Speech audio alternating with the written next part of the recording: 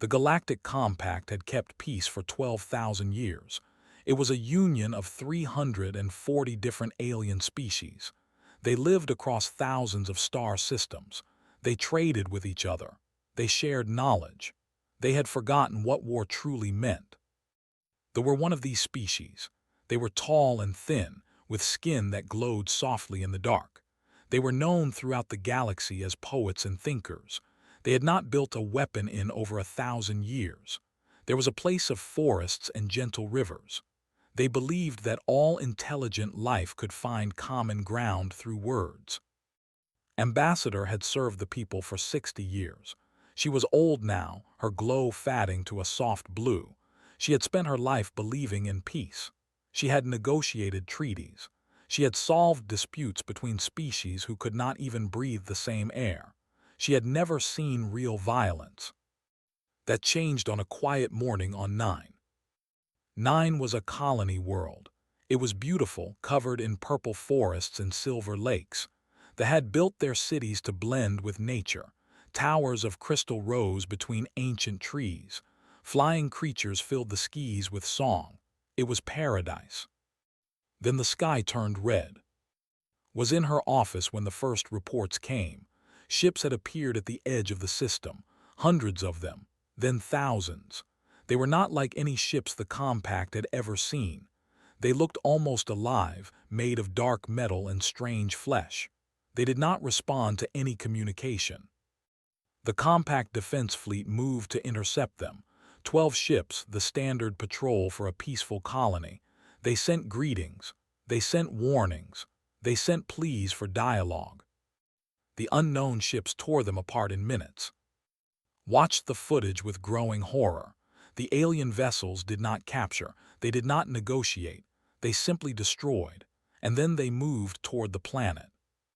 Reports flooded in from across the galaxy. This was not an isolated attack. These creatures, whoever they were, had struck a dozen systems at once. They consumed everything. They stripped planets of resources. They left nothing behind but dead rock. The Compact gave them a name, the. No one knew where they came from.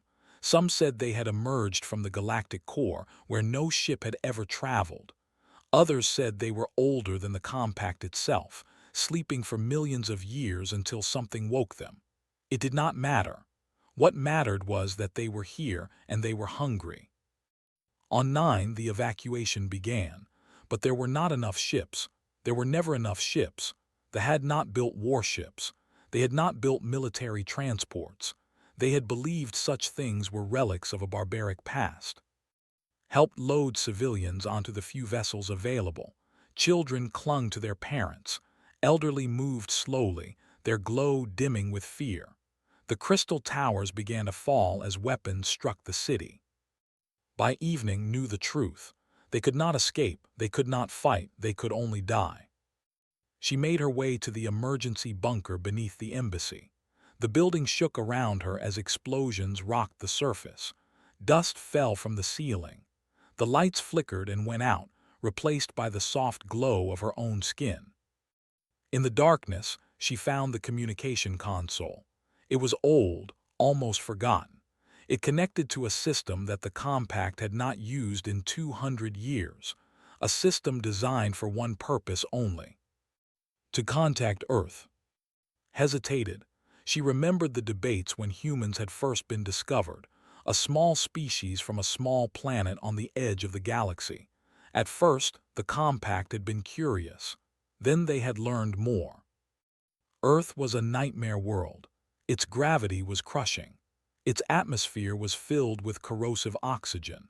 Its temperature swings could kill most species in hours, and its native life was locked in an endless war of predator and prey. Humans were the apex predators of this world. They had evolved to hunt. They had evolved to fight. They had evolved to survive conditions that would kill any Compact species instantly. The Compact had been terrified. They had voted to quarantine humanity. Humans could trade with the outer systems. They could not expand. They could not build military vessels. They could not leave their little corner of the galaxy.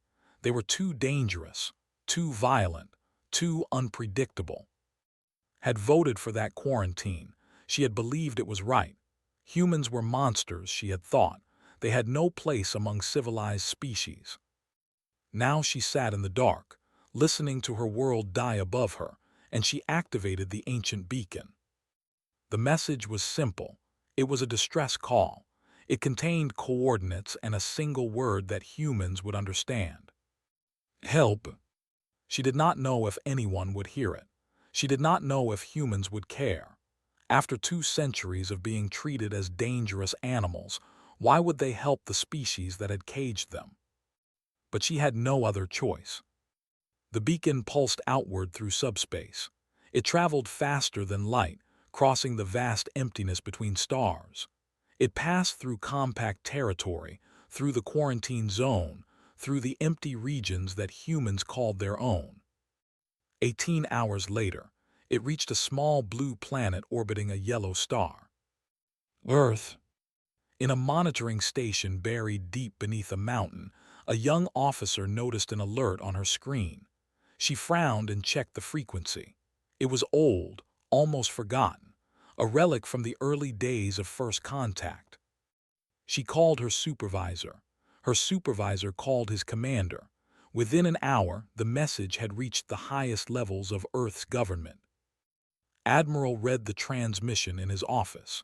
He was an old man, his hair white and his face lined with years of service. He had spent his entire career preparing for a moment like this, a moment he had sometimes doubted would ever come. The galaxy had called humans monsters. They had locked humanity away like a dangerous weapon. And now, when real monsters appeared, they came crying for help. Could have refused. Many would have wanted him to. Let them burn, some would say. They deserve it. But that was not why humans had built their fleets.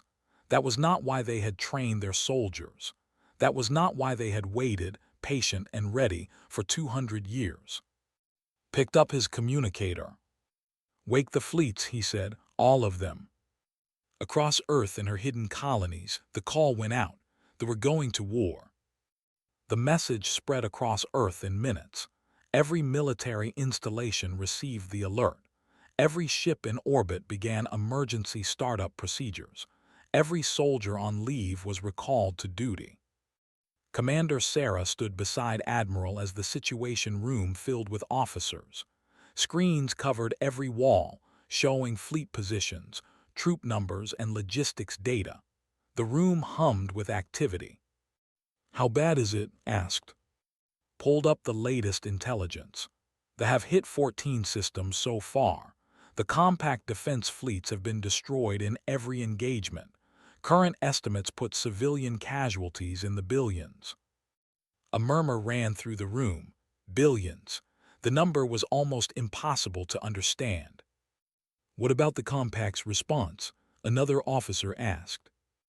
"There is no response," replied. "The compact hasn't fought a real war in 8,000 years. Their ships are built for patrol and peacekeeping. Their crews have never seen combat. They're sending diplomatic envoys to And the envoys are being destroyed before they can finish transmitting." Nodded slowly. He had expected this. The compact species had evolved on gentle worlds with stable climates and few predators.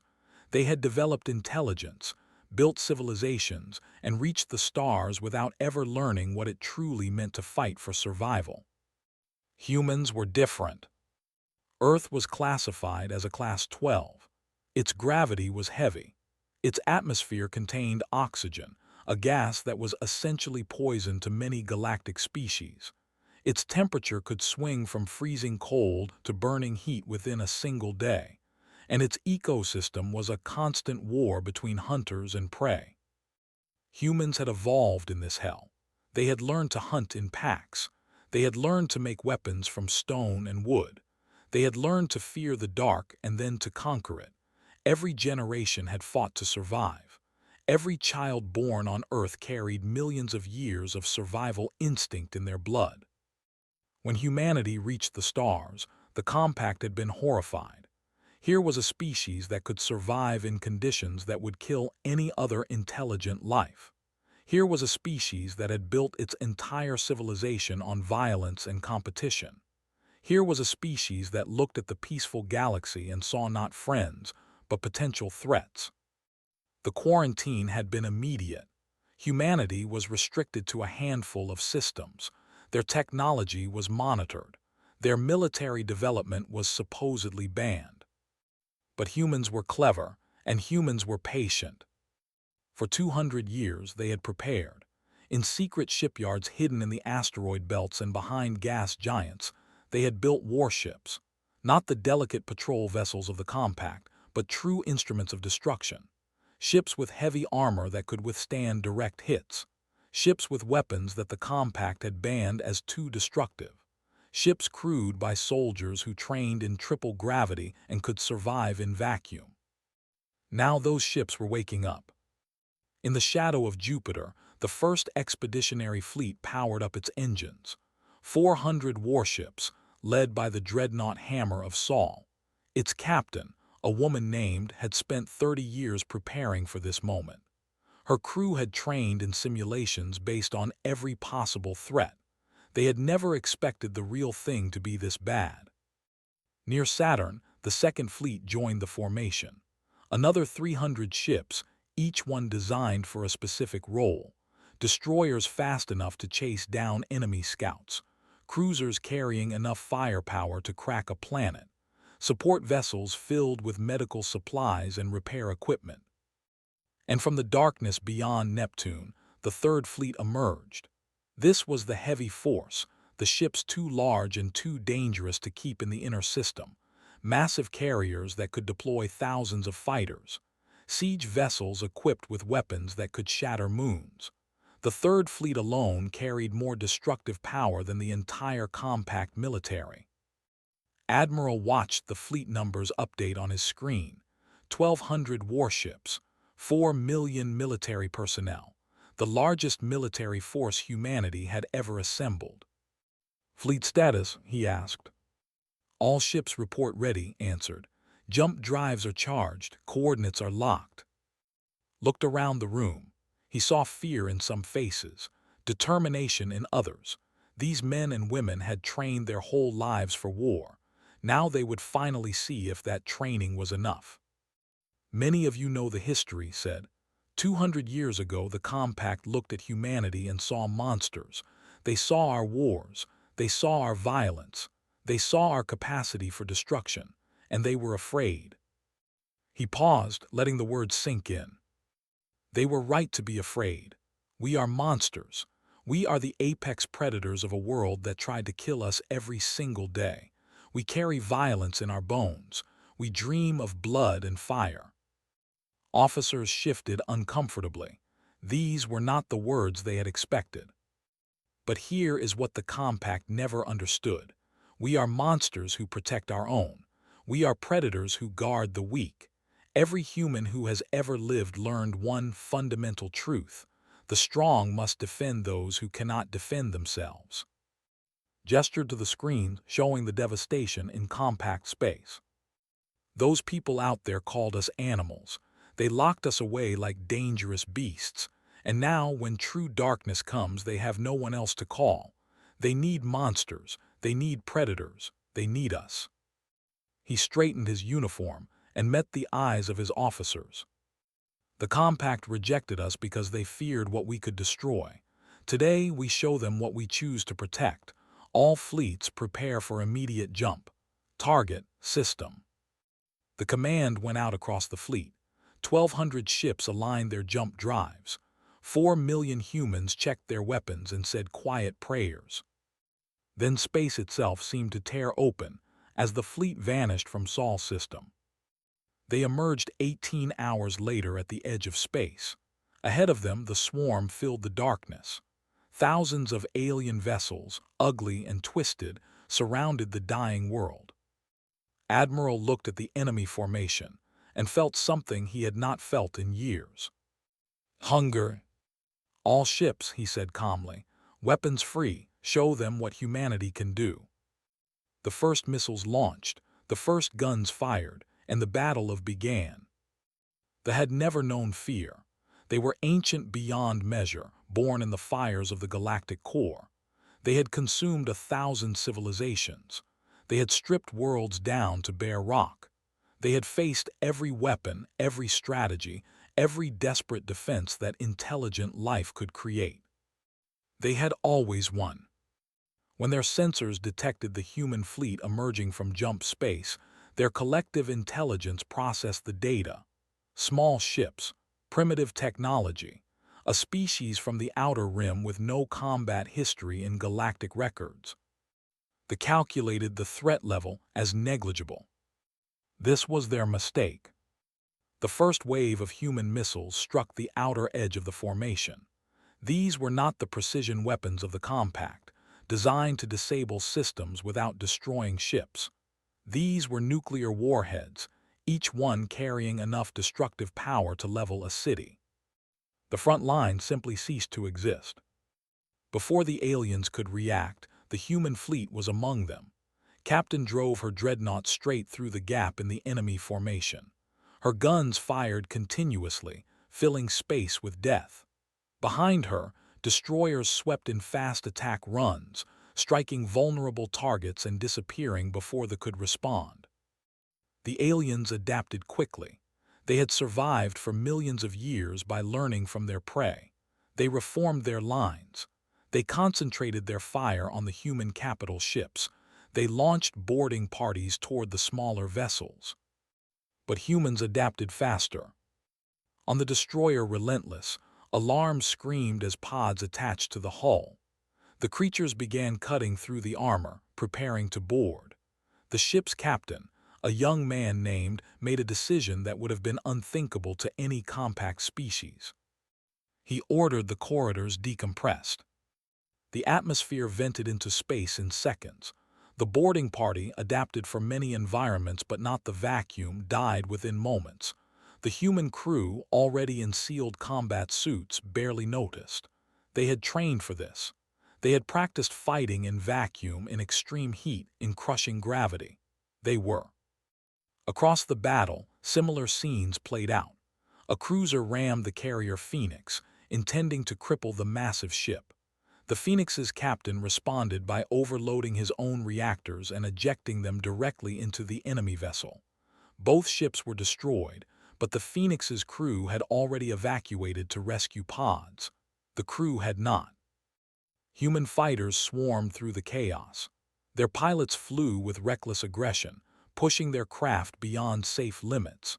Where compact pilots would have retreated when damaged, human pilots kept fighting until their ships literally fell apart around them. Some ejected and continued fighting with handheld weapons until rescue ships could retrieve them. They had never faced an enemy like this. They had conquered species who fought to survive. They had never faced a species that seemed to fight for the pure joy of it. Admiral directed the battle from his command ship. He watched the tactical display with cold satisfaction as human forces tore through the enemy formation. They were adapting, learning, but not fast enough. Every time they developed a counter to one human tactic, 3 new attacks hit them from different angles. Focus fire on their command ships, ordered. Break their coordination. Human vessels concentrated their weapons on the largest craft. These huge organisms served as the brains of the swarm, directing the actions of thousands of smaller ships. When they died, the formations around them fell into confusion. The battle lasted 11 hours. When it ended, the swarm had been reduced to scattered wreckage. A few hundred enemy ships managed to flee into deep space. The rest were destroyed. Human losses were significant: 47 ships, 12,000 personnel. Each death was a tragedy, a life cut short in the fire of combat. But compared to the complete destruction they usually left behind, it was a miracle. On the surface of 9, Ambassador emerged from her bunker. The sky was still dark with smoke, but the terrible sounds of bombardment had stopped. She walked through the ruins of her city, past collapsed towers and burning forests, toward the strange new shapes descending through the clouds. Human. They landed in the central plaza, crushing debris beneath their heavy frames. Armored soldiers poured out, weapons ready, froze, suddenly afraid. These were the monsters her people had feared. These were the... One of the soldiers approached her. He was huge by standards, covered in battle-scarred armor that still smoked from recent combat. His face was hidden behind a helmet that made him look like a machine. Then he removed the helmet. Underneath was a young man, barely more than a child by standards. His face was tired and dirty, but his eyes were gentle. He held out a container. "Water," he said. "You must be thirsty. Are you hurt?" Stared at him. Her species could perceive emotions through a special sense, like seeing colors that others could not. She looked at this soldier, this monster from a world of violence, and she saw what he was feeling. Not bloodlust, not savage joy, not the hunting instinct she had expected. She saw compassion, deep, fierce compassion. This human had just fought for hours in the most violent battle her world had ever seen. He had killed countless enemies. He had watched his comrades die. And now he stood before her, offering water to a stranger, concerned only for her well-being. "I don't understand," she whispered. "You fight like demons, you destroy with such fury. How can you be gentle?" The soldier smiled. It was a tired smile, but warm. "We fight so others don't have to," he said. "That's what humans do. We're good at violence so the people we protect can be good at peace." Behind him, more soldiers spread out through the ruins. They carried medical supplies and rescue equipment. They began digging through rubble, searching for survivors. They set up shelters and distributed food.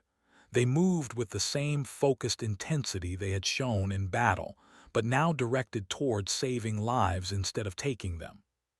Accepted the water, her hands trembled. "I voted for the quarantine," she said quietly.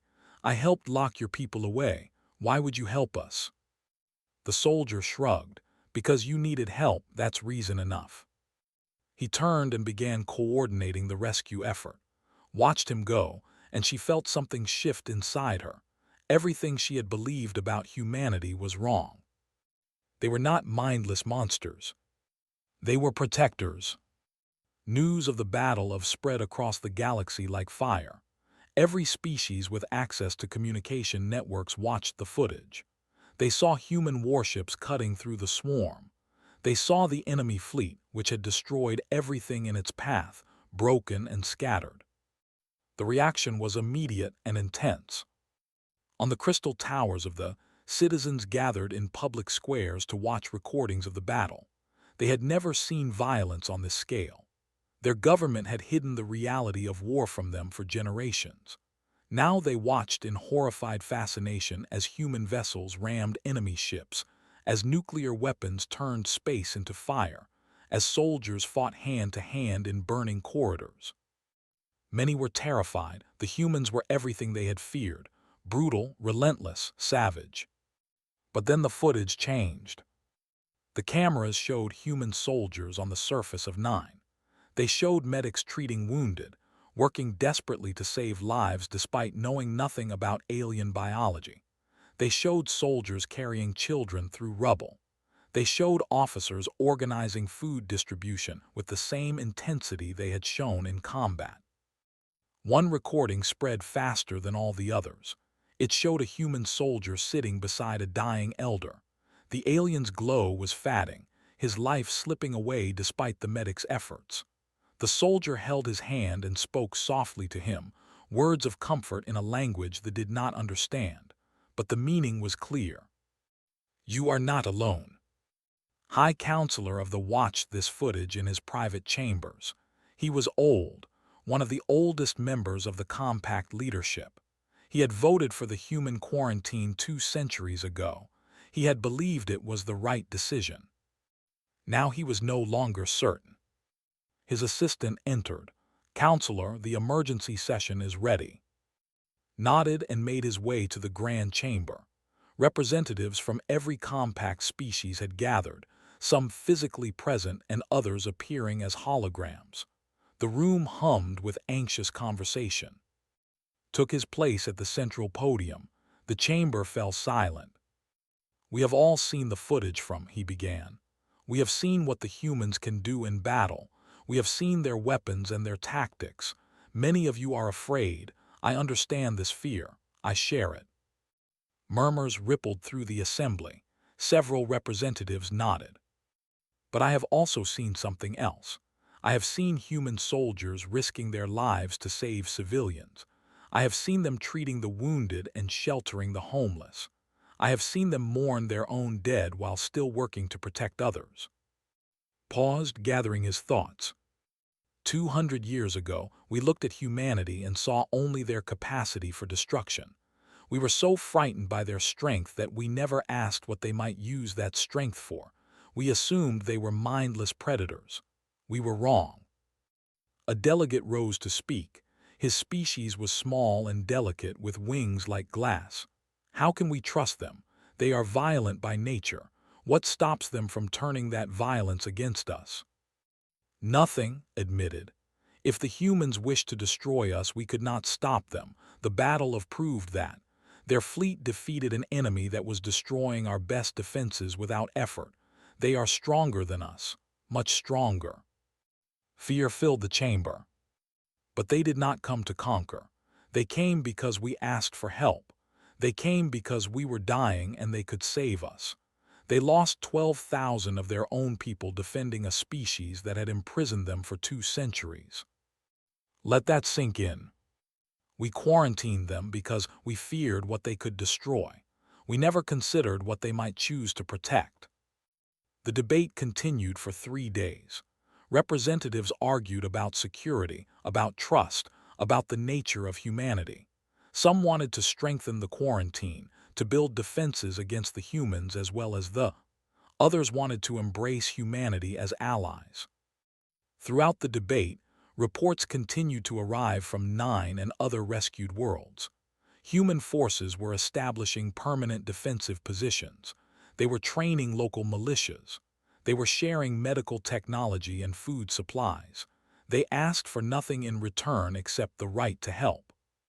On the 3rd day, Ambassador addressed the assembly. She had traveled from 9 specifically for this moment. I stood in the ruins of my world, she said, her glow bright with emotion. I watched my people die. I saw everything I loved destroyed, and then the humans came. Her voice trembled but did not break. I expected monsters. I found something else entirely. I found beings who had been wronged by us, imprisoned by us, feared by us, and who still chose to save us. Not because they had to, not because they wanted something from us, simply because we needed help and they could provide it. She looked around the chamber. I am old. I have lived through many debates and many decisions, but this is the most important moment in our history. We can continue to fear humanity, continue to treat them as dangerous animals to be contained, or we can recognize what they truly are. And what are they? The delegate asked. His glow intensified. Guardians, protectors, the shield we never knew we needed. Evolution on their world did not just produce killers. It produced beings who understand that the strong must defend the weak. This is written in their very nature. The vote was called that evening. One by one, the representatives made their choice. The result was unanimous. The quarantine was lifted. Humanity was invited to join the Galactic Compact as a full member. Military treaties were drafted. Defense agreements were signed. Trade restrictions were removed. And across the galaxy, species who had spent centuries fearing humans began to see them differently. Not as monsters, as protectors. Word reached Earth 3 days later. Admiral received the news in his quarters aboard the command ship. He read the official document twice, then set it aside and looked out the viewport at the stars. We're in, Commander said. Full membership, full rights, everything we've wanted for 200 years. Nodded slowly. They are still out there. The ones that escaped will return. They'll be stronger next time. I know. Then we have work to do. He turned from the window. Inform the fleet. We're not going home yet. We have a galaxy to protect. 6 months passed. The galaxy changed in ways no one had predicted. Human engineers worked alongside compact scientists to strengthen planetary defenses. Human soldiers trained alien recruits in combat tactics. Human ships patrolled the border regions, watching for signs of return. What had been a quarantined species was now at the center of galactic defense. The diplomatic station hung in neutral space, a massive structure built to host meetings between all compact species. Today it held the largest gathering in galactic history. Representatives from every member world had come to witness the formal ceremony accepting humanity into the compact. Admiral stood at the podium, looking out at the assembled delegates. Behind him, through the enormous viewport, the combined fleet held formation. Human warships flew alongside vessels from 40 different species, all of them volunteers who had chosen to serve with the had prepared a speech. His staff had worked on it for weeks, but looking at the faces before him, the aliens who had once feared his species and now looked to them for protection, he set the prepared words aside. 200 years ago, he began, humanity reached the stars and found they were not empty. We found the compact. We found hundreds of species living in peace. We found civilizations older than our recorded history. He paused, remembering those early days. And we found that we were not welcome. You looked at our world, our history, and you saw only violence. You saw our wars. You saw how we had treated each other. You saw predators walking upright, and you were terrified. Some delegates shifted uncomfortably, held up a hand. You were right to be afraid. Everything you saw was true. We are violent. We have fought each other since before we had words to describe why. We have carried the capacity for destruction in our blood since the first human picked up a stone and used it to kill. His voice remained calm, but his words carried weight. You called us monsters, you called us. You locked us away in our little corner of the galaxy, hoping we would stay contained. And we accepted this. Do you know why? The chamber was silent. Because we understood your fear. We have seen what we can do. We have seen the darkness in our own nature. We have fought wars that killed millions of our own people. We understood why you wanted us far away. Stepped closer to the podium's edge. But here is what you failed to understand. Here is the truth that you never saw because you were too afraid to look closely. He gestured to the viewport, where human and alien ships flew in perfect formation. We fight for things, not just against them. We are violent because our world taught us that the weak do not survive unless the strong protect them. Every human child learns this. Every human parent teaches it. The strong must shield the weak. This is the law of our world. This is written in our souls. Thought of his own children, grown now and serving in the fleet. He thought of his on Earth, playing in gardens that existed only because generations of humans had fought and died to protect them. On Earth we have a saying, the wolf will live with the lamb. It comes from an ancient text, a dream of peace. But we have learned that peace does not simply happen. Peace must be protected. Peace must be defended. And sometimes peace requires wolves. He looked directly at High Counselor. You have poets and philosophers. You have artists and dreamers. You have built wonders that we can barely understand. Your civilizations create beauty that makes us weep. This is precious. This is worth protecting. This is what we fight for. Straightened, his old bones suddenly strong.